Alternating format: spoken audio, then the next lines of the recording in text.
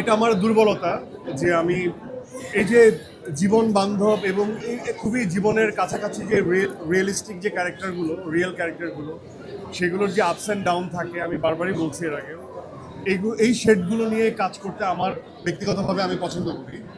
And এটাও একটা one kind of যুদ্ধ যে আমরা বাংলাদেশি সিনেমা, আমাদের দেশাত্মবোধ বা আমাদের বাংলাদেশি যে ইমেজটা, সেটা হয়তো বা আমি সব কন্টেন্টে হয়তো বা পারবো না, কিন্তু কিছু কিছু কন্টেন্ট যেগুলো খুবই লোভনীয় সেগুলো আমি গ্র্যাব করতে চাই, সেগুলো আমি চাই।